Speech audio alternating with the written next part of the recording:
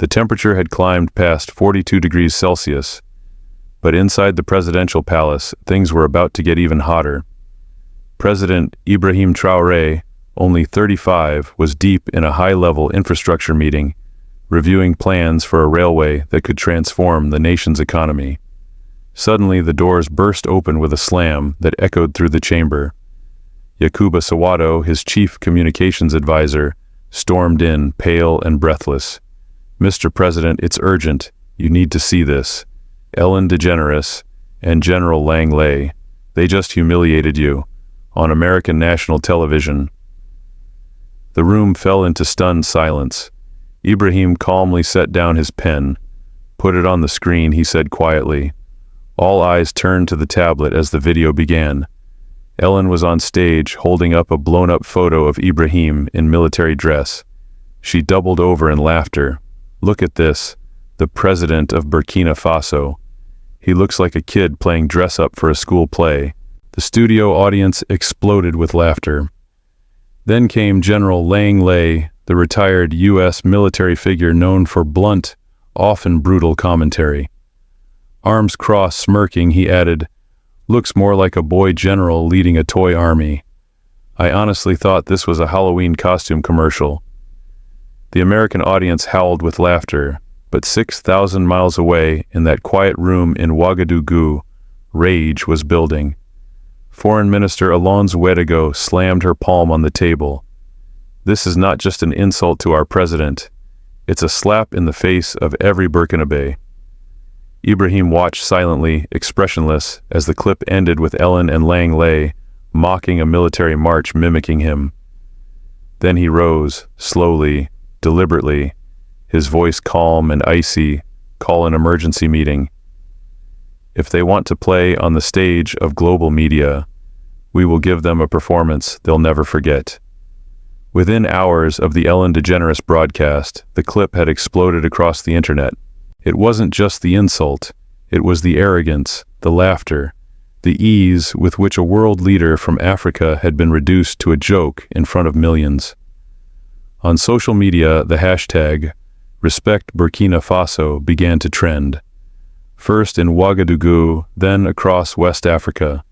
By evening, it was among the top 5 hashtags on Twitter worldwide. University campuses in Burkina Faso were the first to erupt. Students poured into the streets with signs that read, "Our President, our pride. Ellen doesn't know us. Africa is not your punchline." Television stations replayed the Ellen segment, but now with commentary from outraged journalists and politicians. The Minister of Foreign Affairs, Dr. Alonso Ouedraogo, appeared on national TV. What we witnessed was not comedy, it was condescension. It was the sound of Western arrogance, laughing at the progress of a proud nation. In homes across the country, families sat in disbelief. Some were angry, others hurt, many simply confused as to how someone so distant, so powerful, could so casually humiliate their country's leader, and by extension their very identity. Back in the palace, President Ibrahim Traoré held a private debrief with his inner circle. Ajara Traoré, his wife, entered the room visibly shaken. "I saw it," she said, her voice tight. "How can someone with so much influence be so ignorant?" Ibrahim embraced her gently. "She only exposed herself. The world is watching now. We will not respond with rage, but with truth." As the uproar grew, real-world consequences began to take shape. The Minister of Economy, Fatoumata Sawato, entered the room with troubling data. 3 American investors have canceled next week's meetings. We're already seeing a dip in regional confidence. Their words have weight, even when meant as a joke. Ibrahim nodded solemnly. He stared at the screen, where the clip of General Langley mocking his uniform was still paused. "This is not about a joke," he said, voice steady. "This is about perception. And perception, when left unchallenged, becomes truth." Outside, the protests grew louder. Support from across Africa began pouring in. Senegal's president tweeted, "Ellen DeGeneres has insulted not only Burkina Faso, but every African leader who dares to rise young and unafraid." Ghana, Rwanda, Kenya, leaders from every corner of the continent joined in condemnation. But Ibrahim was not interested in outrage. He wasn't interested in viral hashtags or angry sound bites. He wanted something else. A moment of clarity passed over him. He turned to Yakuba. Prepare the communications team. This isn't just a response. This will be a message to the world, a lesson they will never forget. The next morning before sunrise, the presidential palace was buzzing with activity. Ibrahim Traoré had called for an emergency strategy session with his entire communications team, ministers, and digital media experts. The goal was not revenge, it was revelation. The meeting began with a clear statement. "We are not going to insult Ellen DeGeneres," Ibrahim said calmly. "We are going to educate her. And the world." Yakuba Sawado, seated beside him, opened a proposal for a professionally produced video studio. Light scripted responses, presidential set design. But Ibrahim shook his head. No lights, no makeup, no studio. We don't want to look polished. We want to look real. The room fell quiet. He continued. Let them see the Burkina Faso that Ellen laughed at. The schools, the hospitals, the innovation. Let them see the people who make this country strong. Let them see that we are not costumes. We are a future in motion. Fatimata Sawado, the Minister of Economy, chimed in. We can include data growth numbers, investment trends, infrastructure stats, make it undeniable. Exactly, Ibrahim nodded. But it has to come from the ground, from the streets, from the mouths of our people. Let them tell the world who we are. The plan was born. Over the next 48 hours, teams of camera operators, editors, and logistics experts were deployed across the country. The objective: capture the soul of Burkina Faso. The itinerary was aggressive. Ibrahim himself would tour key locations, rural hospitals, where maternal deaths had dropped by 2/3, technical schools where young programmers built apps for local agriculture, cotton factories that now exported to 23 countries.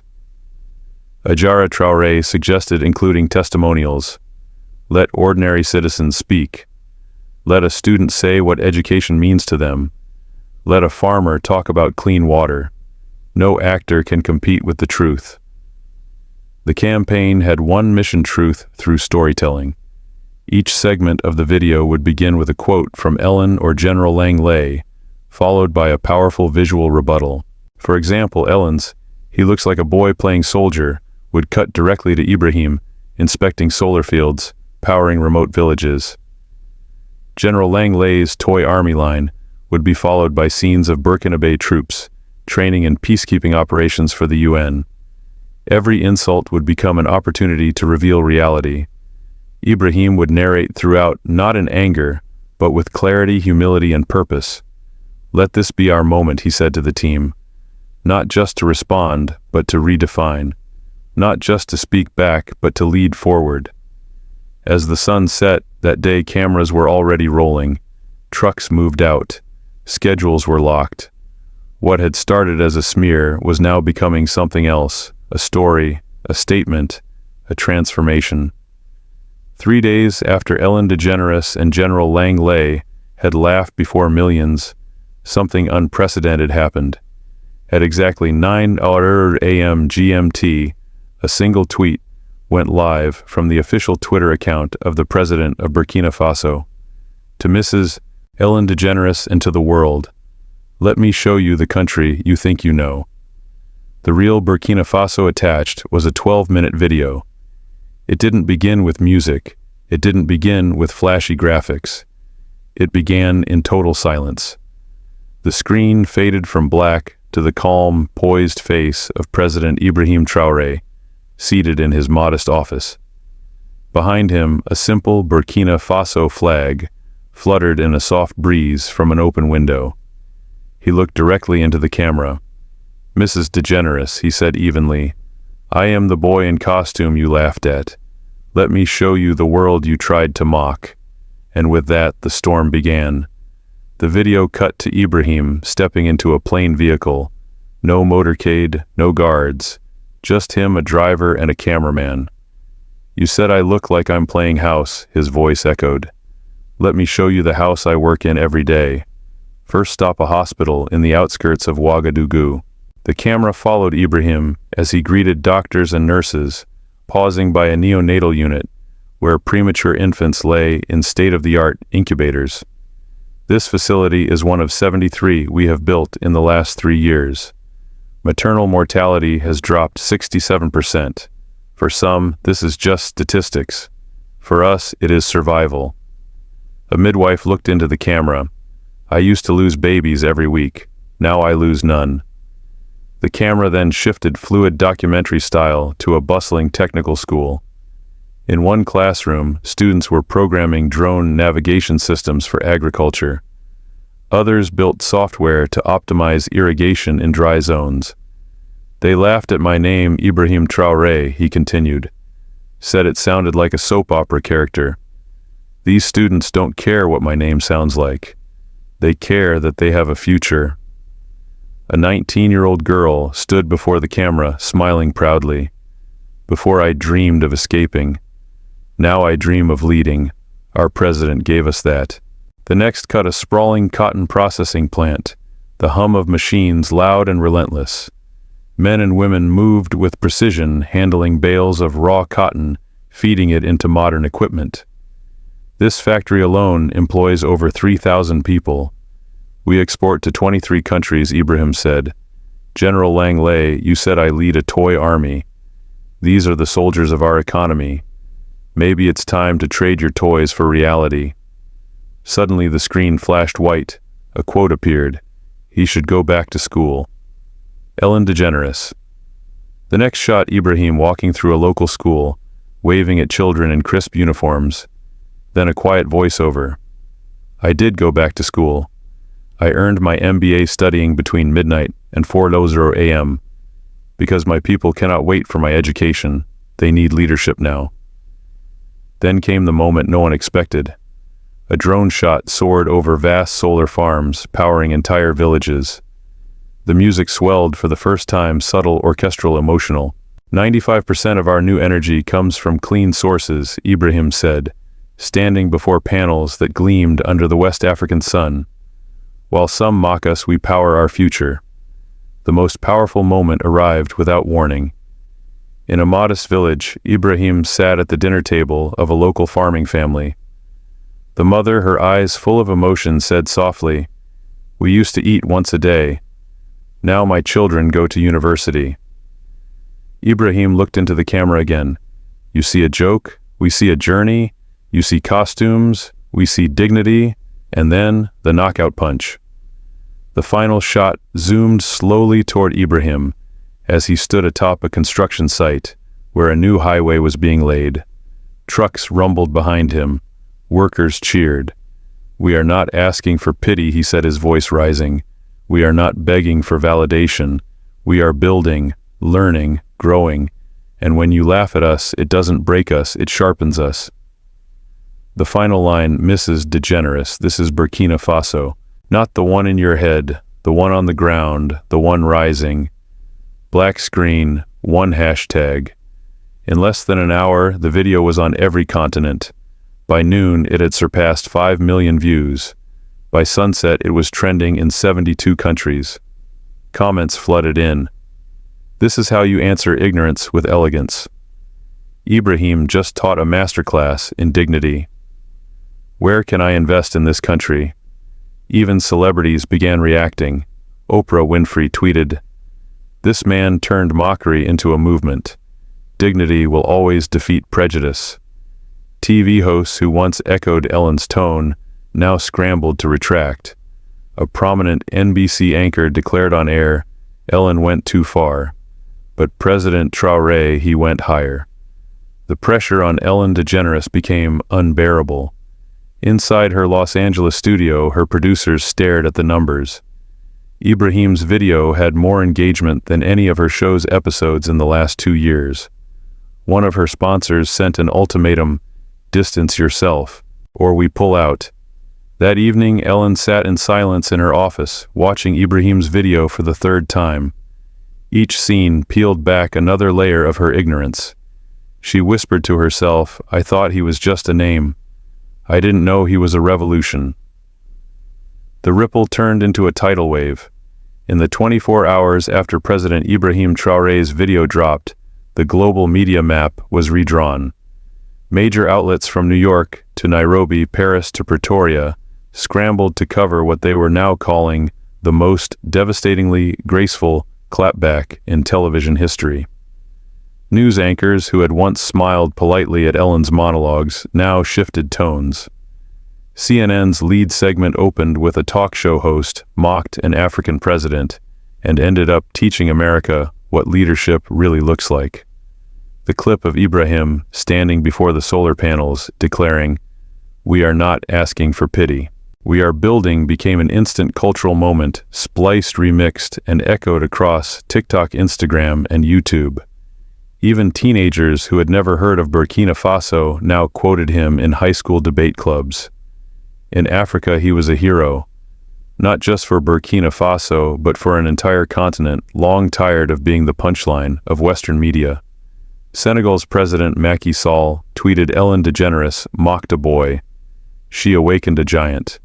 Ghana's Nana Akufo-Addo wrote, "President Traoré represents the face of a new Africa, educated, dignified, and unshakable." But the reaction wasn't just emotional, it was political, financial, cultural. In the corridors of power, leaders began re-evaluating how they spoke of Africa. And in Los Angeles, panic had taken root. Inside the glossy headquarters of the Ellen DeGeneres show, producers held an emergency meeting.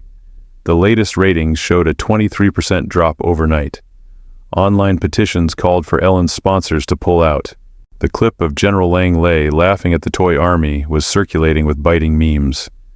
Even Ellen's usual celebrity allies had gone quiet. Then came the first real blow. Oprah Winfrey, considered untouchable in Ellen's world, released a rare public statement. "It's not just what you say, it's what you don't bother to learn. Ibrahim Traoré is the kind of leader we need more of here and abroad." The tweet gained over 3 million likes.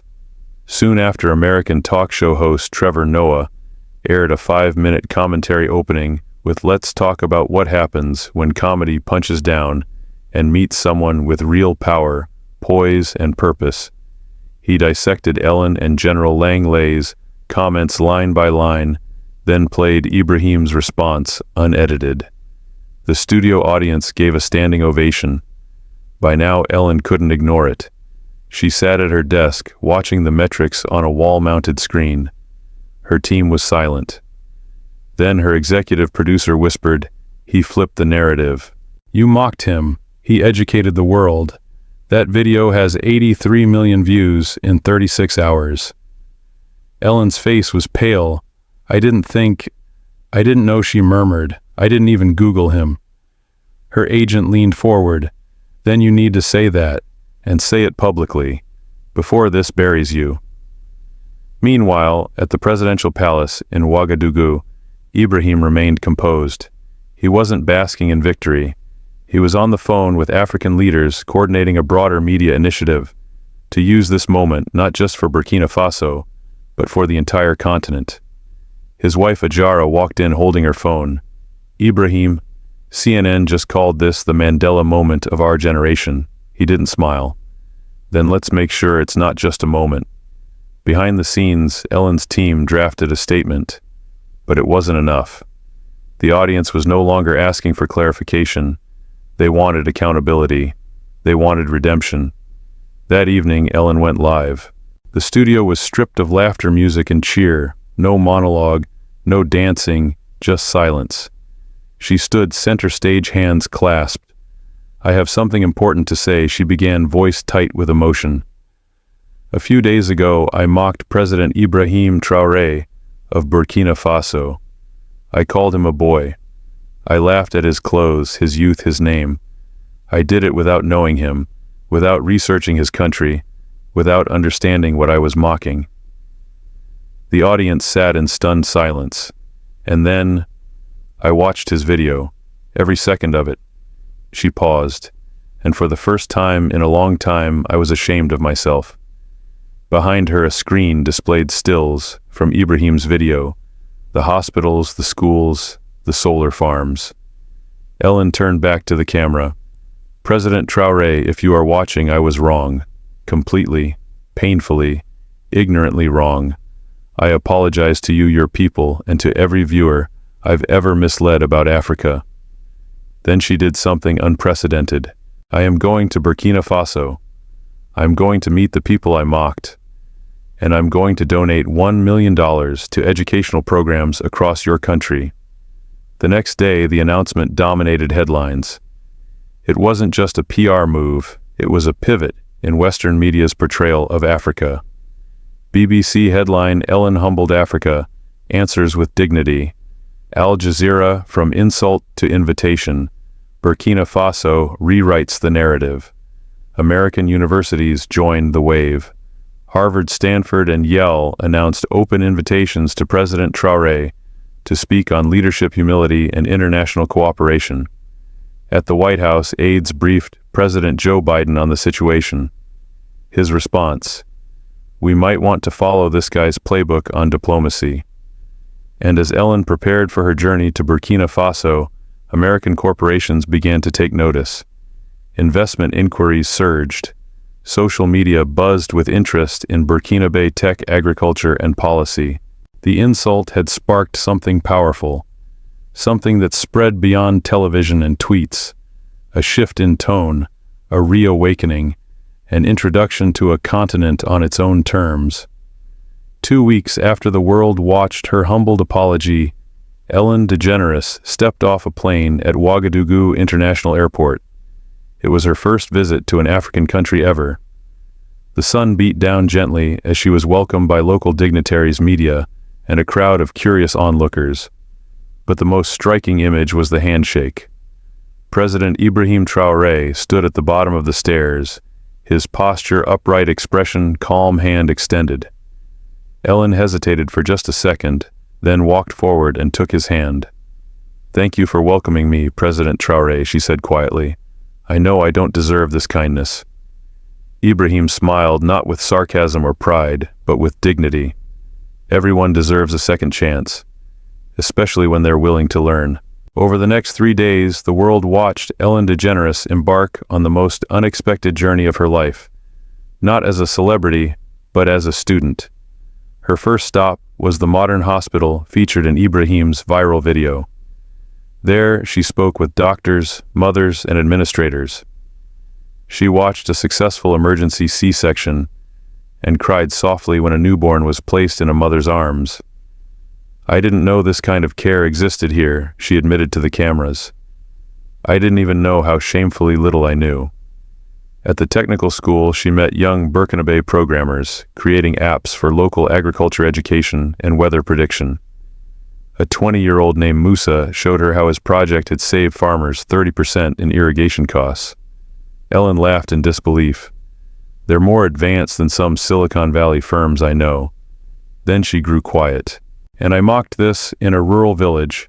She sat at a dinner table with a farming family that had once lived on a single meal a day. Now their children were studying in university.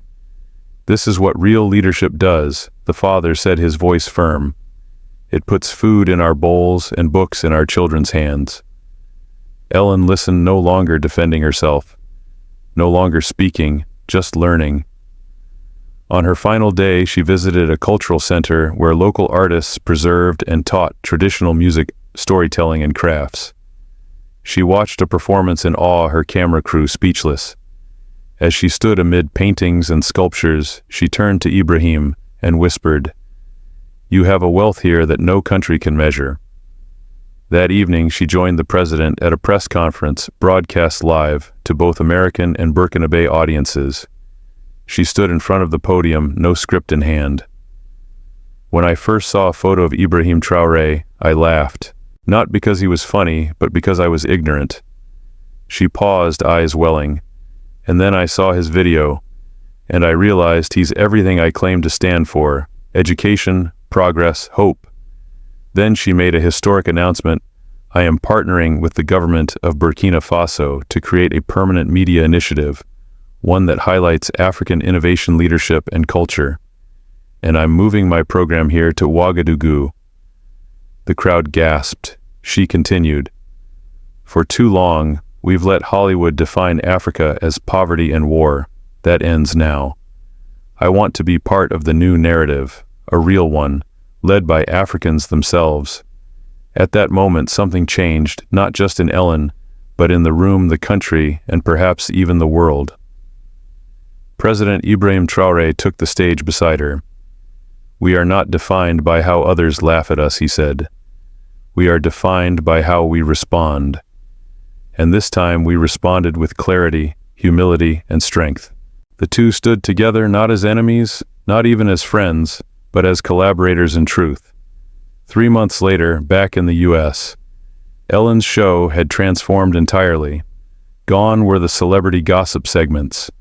In their place were stories of African youth inventing AI tools, women leading tech firms in Lagos, and musicians blending tradition with modern activism. Ratings soared, sponsors returned, and her audience grew wider, more curious, more educated. She told CNN in an interview, "Turns out, people want more than laughs. They want meaning, they want truth. And modern Africa delivers that in ways we've never even imagined."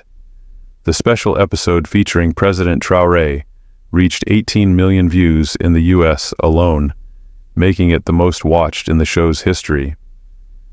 But the deeper transformation was on the ground. In Burkina Faso, foreign investment surged. Over $2.3 billion in new commitments from American entrepreneurs flowed in within 3 months. Infrastructure deals, tech incubators, agricultural partnerships, all sparked by a single act of storytelling. Even more unexpectedly, American universities like Harvard and Stanford reached out seeking exchange programs with Burkinabe institutions. Hajara Ibrahim's wife entered his office one morning, holding a stack of proposals. "They want to learn from us," she said with a quiet smile. "And it started with you." A year after the viral video, Ibrahim was invited to speak at Harvard University, introduced by Ellen herself.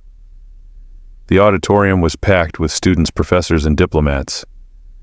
A year ago, he began a television show, mocked a young African leader. Today, that same show is telling the story of a continent's rebirth. Ellen sat in the front row, eyes locked on him. "This isn't about me," he said. "It's about what happens when we answer ignorance with dignity, when we replace mockery with education, when we stop shouting and start showing." He ended with a quote from his mother, "Ignorant people make noise. Wise people make a difference. I chose to make a difference." As the applause thundered, Ellen stood clapping, tears on her cheeks. And in that moment there were no jokes, no sarcasm, no audience cues. Just a quiet understanding between two people, once adversaries, now allies, in a new vision of what media, politics, and humanity could become. He didn't just stand up for Burkina Faso. Ellen would say later, he stood up for the dignity of us all. Lessons from the story of President Ibrahim Traoré and Ellen DeGeneres. A 1,000-word reflection. The story of President Ibrahim Traoré's dignified response to public mockery is a profound lesson in leadership, media responsibility, and the power of narrative to reshape global perceptions. What began as a moment of ridicule transformed into a masterclass in communication, humility, and strength, a blueprint for leaders and communicators worldwide. At its core, this incident reminds us that perception can be weaponized, but it can also be reclaimed. When Ellen DeGeneres and retired U.S. General Langley mocked President Traoré on American television, they weren't just mocking a man, they were mocking a continent. Their comments weren't merely tasteless.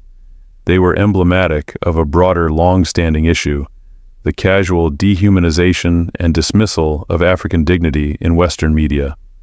Such depictions are not harmless. They reinforce damaging stereotypes, shape global bias, and affect international policy, diplomacy, and economic relationships. President Traoré's choice to respond not with anger or retaliation, but with clarity, transparency, and purpose teaches a critical lesson in emotional intelligence. He understood that reacting with outrage would only deepen the divide and distract from the real issue. Instead, he chose to educate his detractors and the global audience. His response was deliberate, strategic, and deeply human. In doing so, he modeled the kind of leadership that transcends borders, one that communicates not only through words, but through vision and values. A crucial takeaway from this episode is the importance of authenticity. Traoré rejected a polished media setup for his rebuttal. He chose raw, unscripted reality, walking through hospitals, schools, factories, and farms. His decision to narrate his country's story through real people and tangible achievements created an emotional resonance that no scripted statement could match. It was not just a defense, it was an unveiling of Burkina Faso's progress, one that made the insult irrelevant by sheer contrast. This strategy highlights the immense power of storytelling in public diplomacy. The campaign launched by Traoré wasn't a publicity stunt, it was a reclamation of narrative.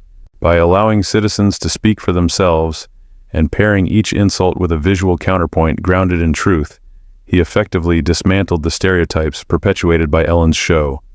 He didn't just protect his image, he reshaped the global image of his country. This is a lesson for nations and leaders everywhere in the digital age. Owning your story is essential for sovereignty. Another powerful lesson lies in the way this episode reshaped the idea of what constitutes strength in leadership. Too often, leadership is equated with dominance, loudness, or retaliation. Traoré demonstrated that true strength lies in composure, in resisting the impulse to mirror disrespect, and in elevating the conversation. His restraint was not weakness, it was strategic wisdom. He used a moment of humiliation to launch a broader campaign for dignity, effectively turning mockery into momentum. Moreover, this story sheds light on the global imbalance of media power and responsibility. Ellen DeGeneres, a globally influential figure, joked carelessly about a foreign leader without context or knowledge. This behavior underscores how easily influential Western media can propagate ignorance under the guise of comedy. The backlash Ellen faced, especially from African audiences and eventually from her own sponsors and peers, signals a turning point. The world is no longer tolerant of one-sided narratives and lazy stereotypes. Media must be held accountable, not only for what they say, but also for what they fail to learn. Ellen's eventual transformation is another critical point of reflection. Her public apology and decision to visit Burkina Faso were not merely symbolic, they were acts of humility and growth. While the apology cannot erase the damage done, it demonstrates that individuals and institutions can change when confronted with truth. Her initiative to invest in education and reframe her media platform suggests that redemption is possible when paired with genuine action. For educators, politicians, and media professionals, the lesson is clear: education is the antidote to ignorance, and exposure is the cure for prejudice. Ellen admitted that she had not even Googled Traoré before mocking him. That admission, while troubling, resonates widely. Too many assumptions are made about people, places, and cultures without effort to understand them. The story compels us to dig deeper, to question our biases, and to expand our worldview. There is also a geopolitical dimension to this narrative. The unified African response to Ellen's insult signals a rising continental consciousness, one that rejects condescension and demands respect. Leaders from across Africa rallied behind Traoré, not out of political convenience, but out of shared experience. Their solidarity sent a message to the world. Africa is watching, united and unafraid to demand dignity. This could mark the beginning of a new media and diplomatic era where African nations proactively shape their international image rather than remain reactive to outside portrayal. The economic aftermath of Traoré's response is also telling. The surge in investment, media attention, and international academic interest following the viral video illustrates how narrative can impact real-world economics. Investors want stability, vision, and credibility, and Traoré demonstrated all three through his handling of the crisis. His video did not just change perceptions, it opened doors. Finally, the most profound lesson may be about the human spirit. This story is ultimately about redemption of a man, a country, and perhaps even a continent long silenced in global conversations. It shows that leadership grounded in truth, compassion, and courage can transcend borders and rewrite history. It reaffirms that dignity is not given by others, it is asserted by how we carry ourselves in the face of challenge. In conclusion, the story of Ibrahim Traoré's dignified response to mockery teaches us that leadership is about vision, not ego, that communication is about connection, not defense, and that truth, when told with clarity and humility, can change not only perceptions but destinies. It reminds us that moments of insult can become movements of insight, and perhaps most importantly, it shows that Africa is not waiting for recognition. It is building its own narrative, one story, one leader, one truth at a time. The world watched with mixed emotions as a story of humiliation was transformed into one of global inspiration.